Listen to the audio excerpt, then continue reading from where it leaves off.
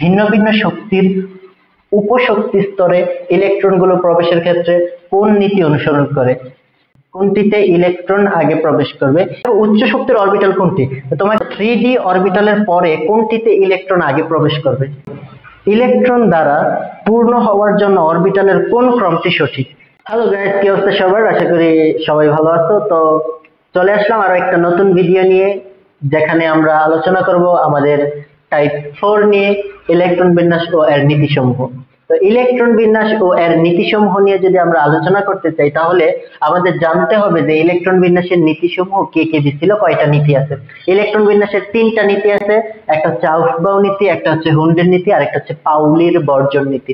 তোমাকে যেটা শিখতে হবে, আউফবাউ নীতিটা কি, হুন্ডের নীতিটা কি, পাউলির বর্জন নীতিটা কি। আউফবাউ নীতিটা দেখো, আমরা এখানে লিখে রাখছি যে প্রথমে সর্বনিম্ন শক্তি সম্পন্ন অরবিটাল বা উপশক্তি স্তরে ইলেকট্রন প্রবেশ করবে, তারপর ক্রমান্বয়ে উচ্চ শক্তি সম্পন্ন অরবিটালে ইলেকট্রন প্রবেশ করবে। কিছুই বুঝো নাই। দেখো, এইটা সর্বনিম্ন অরবিটাল না এটা সর্বনিম্ন অরবিটাল? অবশ্যই তুমি বলবা এটা সর্বনিম্ন শক্তি সম্পন্ন অরবিটাল। এটা শক্তিটা কেমনে বাহির করে? শক্তিটা বাহির করা শিখিয়েছি। শক্তিটা বাহির করা হচ্ছে, তুমি এই যে এটাকে আমরা কি বলতাম গত ক্লাসে? এটার বলতাম n প্রধান কোয়ান্টাম সংখ্যা, আর এটার মান p এর মান কিন্তু 1। এটার বলতাম l ইকুয়াল 1 আর এখানে n ইকুয়াল 2। অর্থাৎ n আর l এর যোগফল, n আর l এর যোগফল দিয়ে আমরা শক্তির মান বের করি। তো এখানে n আর l এর যোগফল কত হবে? n এর মান 2 হবে, l এর মান হবে 1। অর্থাৎ এইটার জন্য এই যে 2p এর জন্য শক্তির মান হচ্ছে 3, আর 3p এর জন্য শক্তির মান কত হবে? দেখো, এটা হচ্ছে n এর মান, n প্লাস l যদি বের করতে চাও তাহলে n এর মান কত দিবা? 3 দিবা। l এর মান p এর জন্য কত দিবা? 1 দিবা। তাহলে এটার মান হবে, এটা শক্তির মান হবে 4। তাহলে দেখো, আমার এই অরবিটালটা আর এই অরবিটালটা, এই দুইটা অরবিটালের মধ্যে সর্বনিম্ন শক্তি সম্পন্ন অরবিটাল কোনটা? অবশ্যই 2p। এর শক্তির মান কম, এর শক্তির মান বেশি।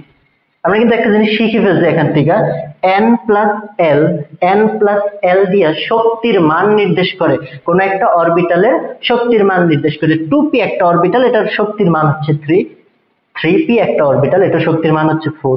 এই দুইটা অরবিটালের মধ্যে সর্বনিম্ন শক্তি সম্পন্ন অরবিটালকে, সর্বনিম্ন শক্তি সম্পন্ন অরবিটাল, এটার মান 3, এটার মান 4। এখান থেকে বোঝা যাচ্ছে এটা হচ্ছে সর্বনিম্ন শক্তি সম্পন্ন অরবিটাল, এটা হচ্ছে উচ্চ শক্তি সম্পন্ন অরবিটাল। তো আউফবাউ যে বলছিল, ওর নীতিটা হচ্ছে যে প্রথমে সর্বনিম্ন শক্তি সম্পন্ন অরবিটালে ইলেকট্রন প্রবেশ করবে। অর্থাৎ তুমি যদি ইলেকট্রন বিন্যাস করতে চাও, প্রথমে 2p তে ইলেকট্রন দিতে হবে, তারপরে তুমি 3p তে দাও, 4 তে দাও, 5p তে দাও, 1 তে দাও।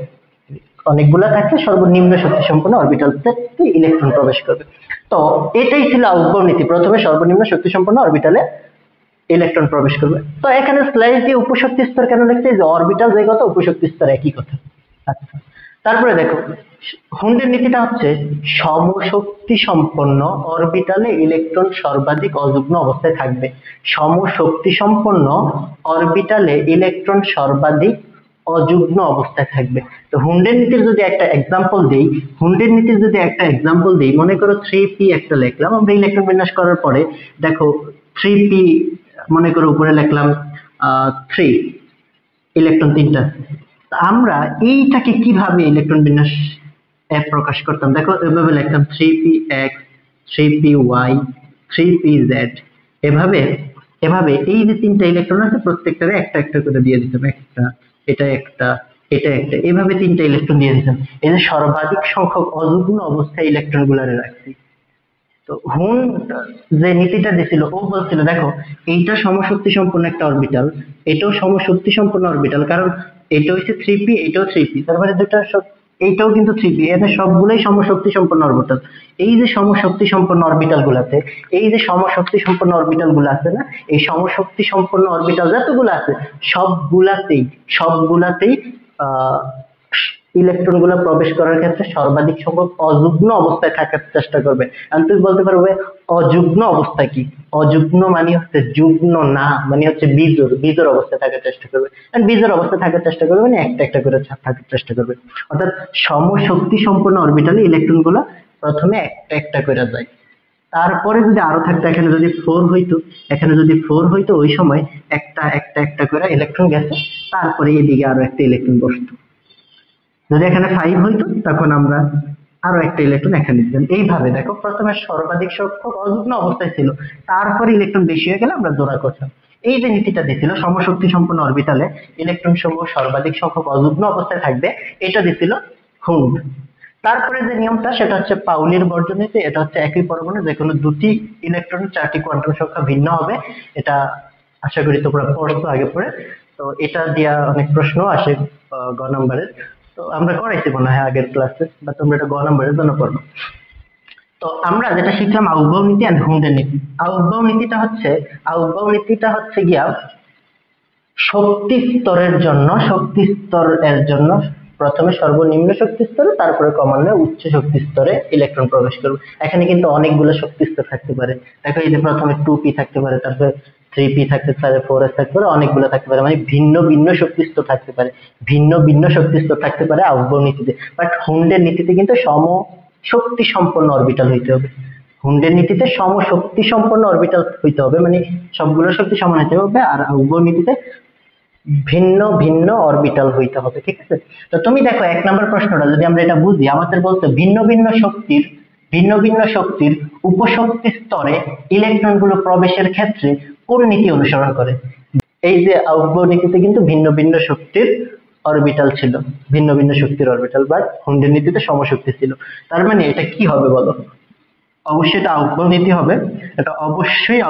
হবে। ভিন্ন ভিন্ন শক্তির উপশক্তি স্তরে ইলেকট্রন গুলো ক্ষেত্রে কোন নীতি অনুসরণ করে? আউটবাউ নীতি অনুসরণ করে। আমরা এভাবে বুঝতে পারলাম। তারপরে দেখো কোনটিতে ইলেকট্রন আগে প্রবেশ করবে। এই ধরনের প্রশ্ন যদি থাকে, আশা করি এরকম প্রশ্ন তুমি পাবা পরীক্ষায়, কোনটিতে ইলেকট্রন আগে প্রবেশ করবে, তার শক্তির মান বের করবা। যতগুলো দেয়া আছে সবগুলোর শক্তির মান বের করবা। তো তুমি দেখো এখানে 6p দেয়া আছে, আমরা এটা শক্তির মান কেমনে বাইর করি? একটু আগে এদিকে দেখছিলাম, শক্তির মান বাইর করি n প্লাস l করে, n প্লাস l। n এর মান কত? এখানে 6, আর l এর মান p যেহেতু আছে, p s এর জন্য 0, p এর জন্য 1, d এর জন্য 2, f এর জন্য 3। তার মানে n প্লাস l মানে n এর মান হচ্ছে 6 প্লাস p এর মান কত হবে? 1 হবে। 6 প্লাস 1 মানে এটা হবে 7, এইটার ক্ষেত্রে দেখো n এর মান হবে 5 প্লাস d এর মান কত? spd, d এর মান হচ্ছে 2, তার মানে এটাও হবে কত? এটার মান হবে 7। তারপরে দেখো 4f, f এর মান 3 আর 4 যোগ করলে 7 হবে। 4 প্লাস 3 মানে এটাও হবে 7। তারপরে দেখো 7s, s এর মান হচ্ছে 0, তার মানে এটাও যোগ করলে 7 হবে। তুমি দেখো সবগুলার মান সমান হচ্ছে, সবগুলারই শক্তির মান সমান হলে হুন্ডের নীতি অনুযায়ী তো ইলেকট্রন প্রথমে সর্বনিম্ন শক্তি সম্পন্ন অরবিটালে প্রবেশ করত। বাট এখানে তো সবগুলার মানই সমান হয়ে গেছে, এখন তো হুন্ডের নীতি আর কার্যকর হইল না। ওই সময় আমরা যেটা করব, যে ওই সময় এখন ইলেকট্রন কোনটাতে প্রবেশ করব, তুমি খেয়াল করবা যতগুলা নিচে সবগুলার মধ্যে ছোট আছে n এর মান ছোট কোনটা? n এর মান মানে প্রথম যে মানটা, 6 ছোট না 5 ছোট না 4 ছোট না হচ্ছে 7 ছোট? এই সংখ্যাগুলোর মধ্যে, এই সংখ্যাগুলোর মধ্যে ছোট যেটা আছে ওইটাতেই প্রথমে ইলেকট্রনটা প্রবেশ করবে। অর্থাৎ n এর মান যেটার জন্য ছোট ওইটাতেই ইলেকট্রন প্রবেশ করবে। অর্থাৎ এখানে এইটার 4f এ প্রথম ইলেকট্রন প্রবেশ করবে, তারপরে 5d তে, তারপরে 6d তে, তারপরে এগুলাতে 7s এ, এভাবে ইলেকট্রনটা প্রবেশ করবে। অর্থাৎ যদি তোমার সবগুলা অরবিটালের শক্তির মান সমান হয়ে যায়, ওই সময় আমরা দেখব n এর মান ছোট আছে কার জন্য? n এর মান যার জন্য ছোট তাতে ইলেকট্রন প্রবেশ করবে। তো আশা করি তোমরা এটা বুঝতে পারছো, এটাতে ইলেকট্রন প্রবেশ করবে। তো তোমাকে এখন আমি অনেক রকম প্রশ্ন বানিয়ে দিতে পারতাম। যেমন তোমাকে যদি বলি যে 3d তে ইলেকট্রন আগে প্রবেশ করবে নাকি হচ্ছে 4p তে ইলেকট্রন আগে প্রবেশ করবে, তুমি দেখো এটার শক্তির মান কত হবে? 3 প্লাস d এর মান হচ্ছে 2 মানে হচ্ছে 5, আর এটাতে শক্তির মান 4 প্লাস 1 মানে হচ্ছে 5। তো দোনোটাতেই 5 হয়েছে, তাহলে ইলেকট্রন আগে প্রবেশ করবে কোথায়? অবশ্যই 3d তে, কারণ এখানে 3টা ছোট 4টা বড়। ছোট n এর মান ছোট যেটা, ওইটাতে ইলেকট্রন প্রবেশ করবে। এভাবে আমরা আসলে ইলেকট্রনটা কোথায় প্রবেশ করবে এটা ডিনোট করব। আশা করি বুঝতে পারছো। যদি এরকম বলতো 3d 4s, ওই সময় ইলেকট্রন কোনটাতে প্রবেশ করতো? 4 প্লাস 0 মানে এখানে হয়তো 4, তারপর বলো 4 বড় না 5 বড়? অবশ্যই 5 বড়, 4 ছোট। তার মানে শক্তির মান ছোট হয়েছে 4s এর জন্য। ওই সময় ইলেকট্রনটা আগে 4s এ প্রবেশ করতো, তারপরে 3d তে প্রবেশ করতো। যার শক্তির মানটা ছোট সেখানে ইলেকট্রন আগে প্রবেশ করে। ওকে, তার মানে এই আলোচনাটা। তারপর যদি বলে উচ্চ শক্তির অরবিটাল কোনটি, তুমি কি করবা?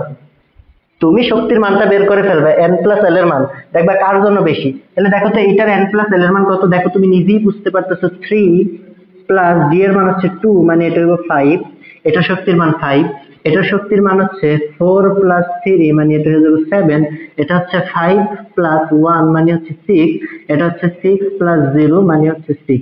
তার মানে উচ্চ শক্তির অরবিটাল কোনটি, যেটার মান সবচেয়ে বেশি ওটাই উচ্চ শক্তির অরবিটাল। তার মানে হচ্ছে 7, 7 মানে 4f, 4ap হচ্ছে আমাদের উচ্চ শক্তির অরবিটাল। আশা করি বুঝতে পারছো। তারপরে দেখো 3d অরবিটালের পরে কোনটিতে ইলেকট্রন আগে প্রবেশ করবে। তুমি একটু খেয়াল করো 3d এর জন্য মান কত, 3d এর জন্য শক্তির মান কত না, 3d এর জন্য শক্তির মানটা হচ্ছে 3d এর জন্য শক্তির মান হচ্ছে 3 প্লাস 2 মানে 5, অর্থাৎ শক্তির মান হচ্ছে 3d এর জন্য 5। তুমি এখানে দেখবা কোথায় 5 আছে বা 6 আছে, ওখানেই তারপর ইলেকট্রনটা প্রবেশ করবে।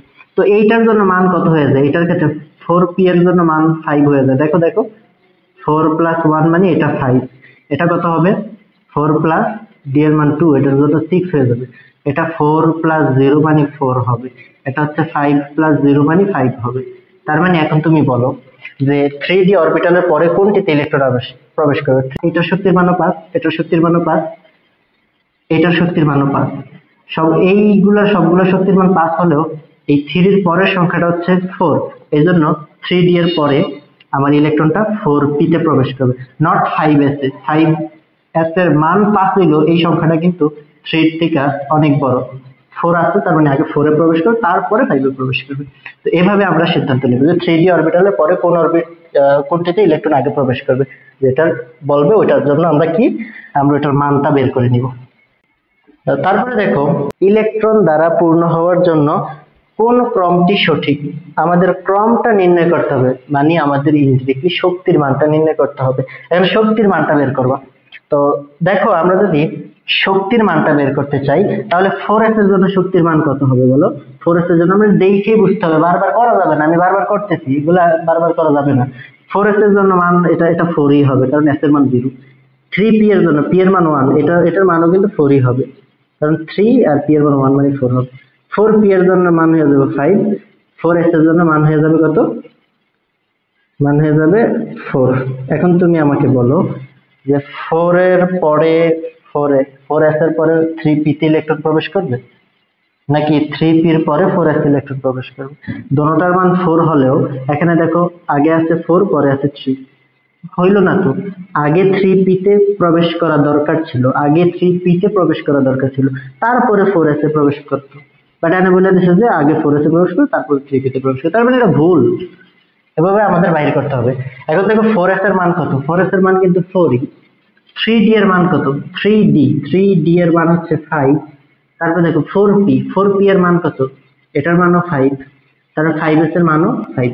এখন দেখো এগুলার ক্ষেত্রে প্রথমে কি 4s এ ইলেকট্রন প্রবেশ করবে না 3d তে প্রবেশ করবে। দেখো এই দুইটার মান এটার মান হচ্ছে 4, এটার মান হচ্ছে 5, তার মানে 4s এর পরে 3d তে প্রবেশ করবে, কারণ এটার মান কম এটার মান বেশি।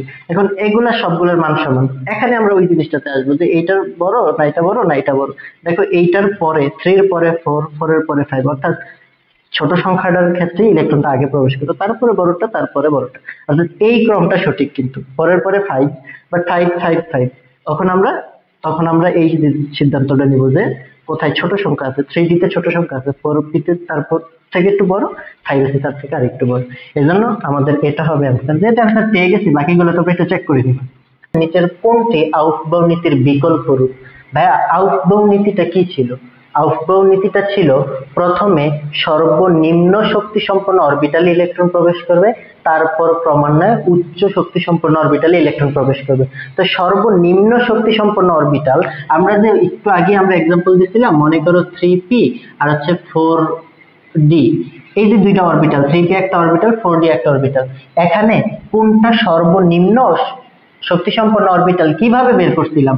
আমরা এটা জানি এটা সর্বনিম্ন শক্তি সম্পন্ন অরবিটাল, কিন্তু বাইর করছিলাম কিভাবে? n প্লাস l এর মান বের করে না, যেখানে n প্লাস l এর মান, এখানে n এর মান 3, l এর মান হচ্ছে p এর জন্য 1, মানে এর জন্য 4 হইতো। আর এখানে n প্লাস l এর মান কি হইতো, 4 প্লাস d এর মান কি হইতো, d এর মান হইতো 2, তার মানে এখানে হইতো 6, তার মানে 4 ছোট 6 বড়, তার মানে নিম্ন শক্তি স্তর 3p। আমরা যে শক্তি স্তর নিম্ন না উচ্চ, নিম্ন শক্তি স্তর না উচ্চ শক্তি স্তর কিভাবে বের করছিলাম? n+l অনুসারে না, n+l অনুসারে না। এই জন্যই নিচের কোনটি আউফবাউ নীতির বিকল্প রূপ? আউফবাউ নীতির বিকল্প রূপটা হচ্ছে n+l এর নিয়ম। n+l নিয়মটাই হচ্ছে আউফবাউ নীতির বিকল্প নিয়ম, মুখস্থ করে ফেলবা। আউফবাউ নীতির বিকল্প নিয়মটা হচ্ছে n+l। n+l এর মান বের করি আমরা, আউফবাউ নীতিতে শক্তি স্তরের মানটা ডিনোট করি। তো দেখো, কপারের 29তম ইলেকট্রনটি কোন অরবিটালে প্রবেশ করবে? কপারের 29তম ইলেকট্রনটি, কপারের ইলেকট্রন বিন্যাস যদি তুমি করো, দেখো কপারের ইলেকট্রন বিন্যাস যদি করো Cu, কপারের পারমাণবিক সংখ্যা কত? 29। এটার ইলেকট্রন বিন্যাস যদি করো কি হইতো? 1s2, 2s2, 2p6, 3s2, 3p6, তারপরে 4s2, 3d, 20টা 29তম ইলেকট্রন, এখানে কত দিবা? 9 দিবা। তার মানে এই হচ্ছে গিয়ে কপারের ইলেকট্রন বিন্যাস। তো এইটা সচরাচর এটা ফলো করে না, কপারের ইলেকট্রন বিন্যাস ও এটা ফলো করে। এখানে 10 দেয়, এখানেও 1 দেয়। তো তুমি বলো 29তম ইলেকট্রনটা এখানে পড়ছিল না, যে এখানে তো হচ্ছে গিয়া 20টা পর্যন্তই ছিল, তারপর বাকি 9টা 3d তে আসছিল, বোঝাই কপারের 29তম ইলেকট্রনটা হবে 3d অরবিটালে। একটা ইলেকট্রন যদিও এটা হচ্ছে 20 নম্বর যে ইলেকট্রনটা, ওইটা আবার 3d তে পড়ছে। এটা 20 নম্বর ইলেকট্রনটাও কিন্তু 3d তে পড়ছে। কেন? কারণ ফার্স্টে ইলেকট্রনে ছিল হচ্ছে 4s2, তারপর এটা ছিল 9, তো 4s2 এটা ছিল 9। তো এই যে 4s2 এখানে শেষের ইলেকট্রন s অরবিটালে, ওটা কিন্তু 20 নম্বর ইলেকট্রন। ওই ইলেকট্রনটা এটা সুস্থিতি অর্জনের জন্য ওই ইলেকট্রনটা এখানে এসে 10টা হয়ে যায়, কিন্তু এটা 10টা হয়ে যায়। তো এটা 10টা হয়ে যায়, এটা ওই সময় একটা হয়ে যায়। তো দেখা গেছে এখানে 20 নম্বর ইলেকট্রনটাও 3d তে থাকে, 29 নম্বর ইলেকট্রনটাও কিন্তু 3d তেই থাকে। তোমরা ইলেকট্রন বিন্যাস থেকে এটা বুঝতে পারছো। তো কপারের 29তম ইলেকট্রন কোন অরবিটালে প্রবেশ করবে? অবশ্যই 3d অরবিটালে প্রবেশ করবে, আমরা এটা থেকে বুঝতে পারছি। এখন তোমাকে যেই কোনো যদি বলে আয়রনের 26 নম্বর ইলেকট্রনটা কোথায় প্রবেশ করে, কোন অরবিটালে প্রবেশ করে, আশা করি তোমরা করতে পারবে। এভাবে যে কোনো মৌলেরই কোনো একটা ইলেকট্রন কোন অরবিটালে প্রবেশ করে বাইর করতে হলে তুমি ইলেকট্রন বিন্যাস করে ফেলবা। আর যারা ইলেকট্রন বিন্যাস ভালো করে তাদের তো দরকার নেই, দেখলেই বোঝা যায় এটা এখানে হবে। তারপর দেখো, হুন্ডের নীতি কোনটির ক্ষেত্রে প্রযোজ্য নয়? আচ্ছা, হুন্ডের নীতিটা ছিল কি বলো? সমশক্তি সম্পন্ন অরবিটালের ক্ষেত্রে ছিল হচ্ছে হুন্ডের নীতিটা, সমশক্তি সম্পন্ন ইলেকট্রন সর্বাধিক সংখ্যক অযুগ্ম অবস্থায় থাকবে। তার মানে দেখো, এই যে পি যেটা ছিল এই পি রে কিন্তু আমরা এমনি ভাঙতে পারতাম px, py, pz। এই যে px, py, pz এগুলো প্রত্যেকটাই হচ্ছে সমশক্তি সম্পন্ন অরবিটাল। তারপরে দেখো এটারে কিন্তু ভাঙতে পারতাম dxy, dyz, dzx, তারপরে dx² - y² dz², এরকম ভাঙতে পারতাম। f রেও এইভাবে ভাঙতে পারতাম। অর্থাৎ p এর ক্ষেত্রেও সমশক্তি সম্পন্ন অরবিটাল থাকে, d এর ক্ষেত্রে সমশক্তি সম্পন্ন অরবিটাল থাকে, f এর ক্ষেত্রে সমশক্তি সম্পন্ন অরবিটাল থাকে। বাট s এর ক্ষেত্রে কিন্তু তুমি আর কোনোভাবে ভাঙতে পারবে না, s এর ক্ষেত্রে সমশক্তি সম্পন্ন অরবিটাল থাকে না। এই জন্য হুন্ডের নীতি কোনটির ক্ষেত্রে প্রযোজ্য নয়? হুন্ডের নীতি হচ্ছে s এর ক্ষেত্রে প্রযোজ্য নয়। হুন্ডের নীতি s এর ক্ষেত্রে প্রযোজ্য নয়। নিচের কোন নীতি অনুসারে অযুগ্ম ইলেকট্রনের স্পিন একইমুখী হবে? আচ্ছা, এরকম একটা নীতি শিখছিলেন না, যে বক্স পদ্ধতির যে নীতিটা, বক্স পদ্ধতির নীতি, প্রথম ইলেকট্রন এই যে এইভাবে একটা একটা করে পড়তো, লাস্টে 3p(x), 3p(y), 3p(z) এর জন্য। এটা কার জন্য ছিল এই যে নীতিটা? এই নীতিটা কার ছিল? হুন্ডের নীতি ছিল না। হুন্ডের নীতি সমশক্তি সম্পন্ন অরবিটাল ইলেকট্রন গুলো সর্বাধিক সংখ্যক অযুগ্ম অবস্থায় থাকবে। তো তোমাকে বলতে কোন নীতি অনুসারে অযুগ্ম ইলেকট্রনের স্পিন একইমুখী হবে? এটা হচ্ছে গিয়া হুন্ডের নীতি। হুন্ডের নীতি অনুসারে অযুগ্ম ইলেকট্রন গুলো স্পিন একইমুখী হবে। তো দেখো, আমাদের ক্রোমিয়াম পরমাণুতে অযুগ্ম ইলেকট্রনের সংখ্যা কত? যখনই কোনো একটা পরমাণুতে অযুগ্ম ইলেকট্রনের সংখ্যা তোমাকে বাহির করতে বলবে, তখনই ওই পরমাণুটার ইলেকট্রন বিন্যাস করবে, এবং ওটা হুন্ডের নীতি অনুসারে করবে, কারণ হুন্ডের নীতিতে সর্বাধিক সংখ্যক অযুগ্ম অবস্থায় ইলেকট্রনটা থাকে। তো ক্রোমিয়াম 24 Cl, ক্রোমিয়ামের হচ্ছে 24। তো এটা যদি ইলেকট্রন বিন্যাস তুমি করো, পাবা হচ্ছে 1s2, 2s2, 2p6, 3s2, 3p6, তারপর 4s2, 3d, 3d কত হবে দেখো 20টা হয়ে গেছে, 3d 4 হবে। বাট এটা কিন্তু ইলেকট্রন বিন্যাস হবে না। এটা কেন ইলেকট্রন বিন্যাস হবে না? কারণ ওরা সবসময় চায় যে সর্বাধিক সংখ্যক স্থিতিশীল থাকুক। তো ও 4s স্থিতিশীল থাকলেও 3d স্থিতিশীল নাই, এজন্য এই 4s একটা ইলেকট্রন ওকে দিয়ে দিবে, তাহলে দুজনই অর্ধপূর্ণ থাকবে, অর্থাৎ ওখানে হবে 5। এটা ছিল হচ্ছে ক্রোমিয়ামের ইলেকট্রন বিন্যাস। বাট অযুগ্ম অবস্থা বাহির করতে হলে বক্স পদ্ধতিতে ইলেকট্রন বিন্যাস করতে হবে, যেটা আমরা হুন্ডের নীতি বলি। যেমন 4s এর জন্য একটা বক্স হবে, একটা ইলেকট্রন আছে, একটা স্পিন হবে এরকম।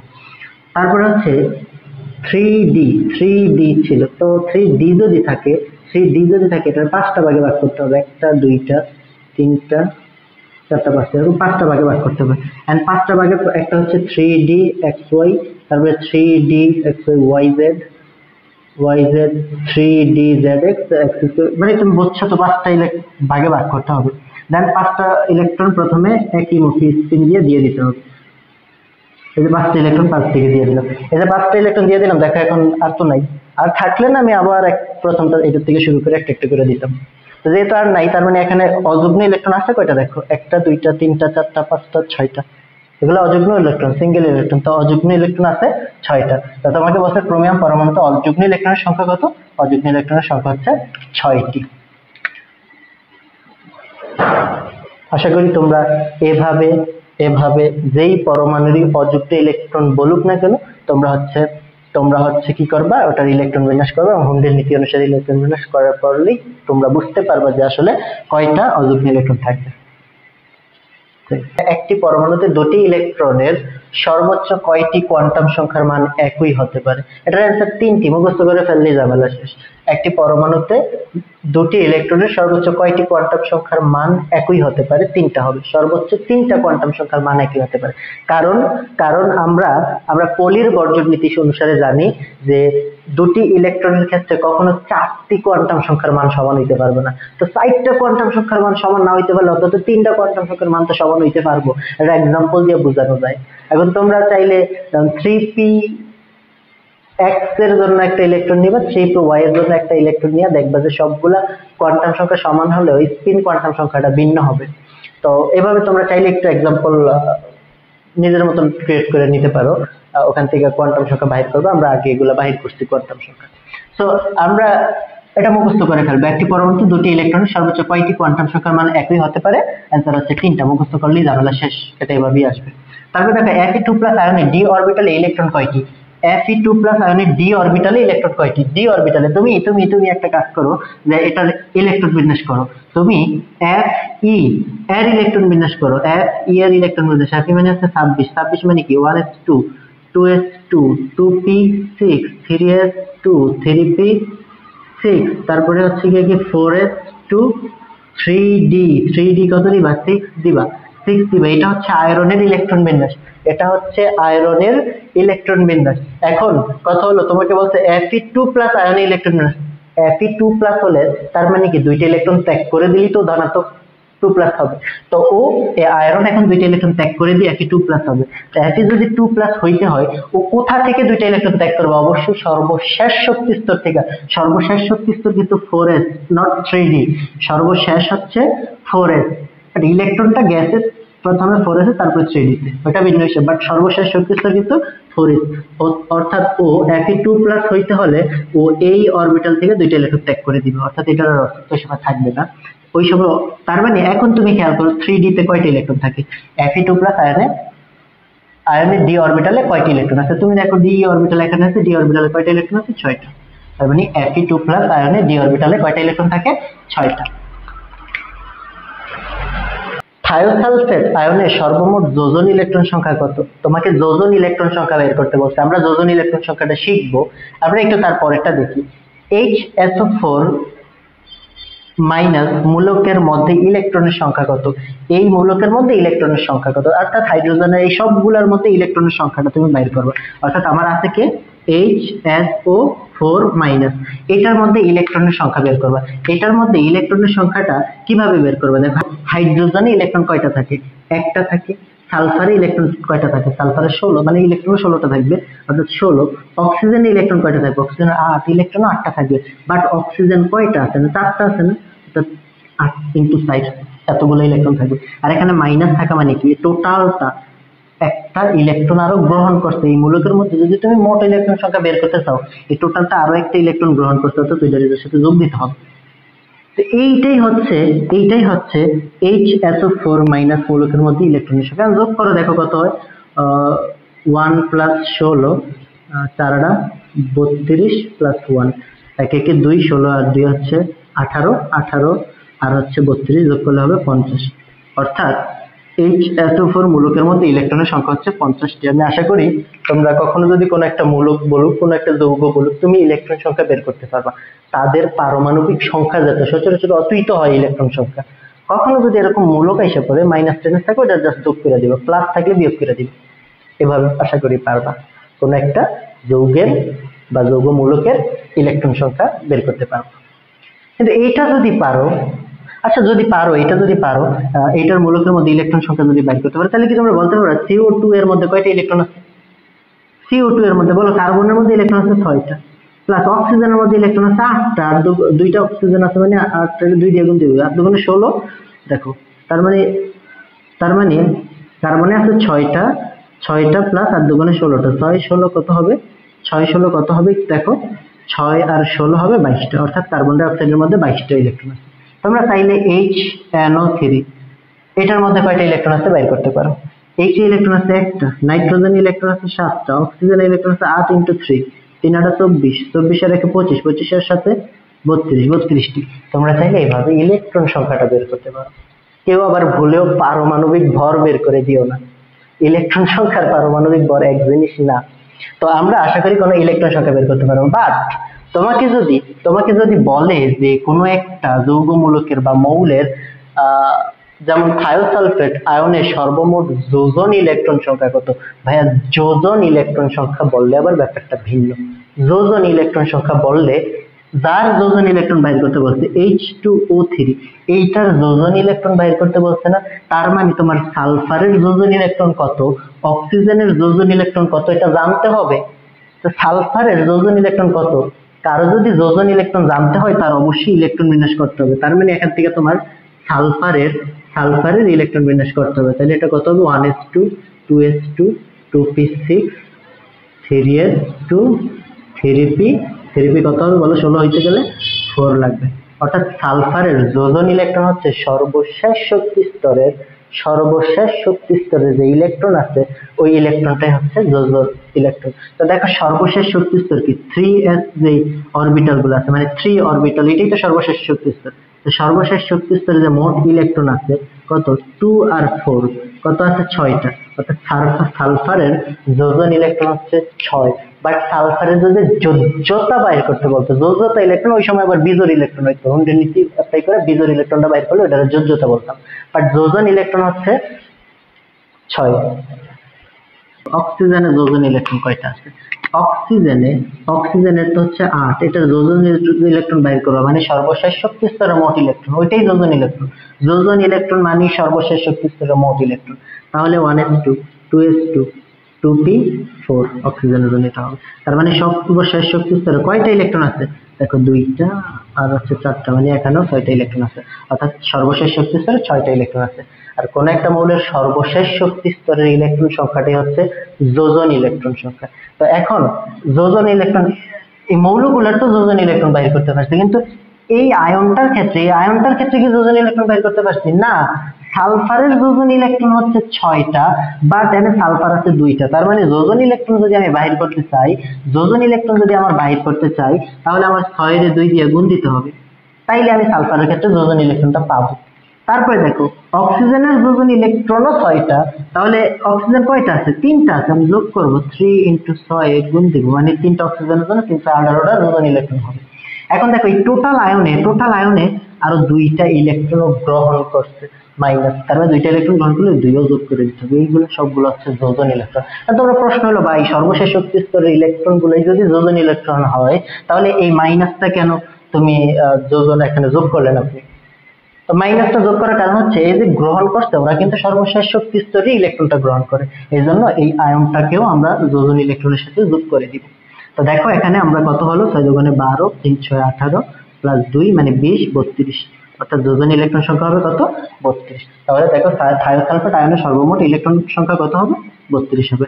আশা করি তোমরা যোজন ইলেকট্রন সংখ্যা বাহির করতে পারবা, যোজন ইলেকট্রন সংখ্যা বাহির করতে পারবা। তোমার যেমন যৌগ দেখ, তোমাকে যদি এখন আমি হচ্ছে তোমাকে যদি বলি ভাইয়া, তোমাকে যদি এখন আমি বলি যে CO2 এর যোজন ইলেকট্রন বের করো, এর যোজন ইলেকট্রন তাইলে আমার কার্বনের যোজন ইলেকট্রন লাগবে, অক্সিজেনের যোজন ইলেকট্রন লাগবে। তা কার্বনের যোজন ইলেকট্রনের জন্য তুমি দেখবা সর্বশেষ শক্তি স্তরের যোজন ইলেকট্রন কয়টা আছে, 1s2 2s2 2p2 কিনতে হবে, অর্থাৎ মানে 1s2 2s2 2p2 হবে, কারণ কার্বনের হচ্ছে 6। তার মানে সর্বশেষ শক্তি স্তরে কয়টা ইলেকট্রন আছে, চারটা।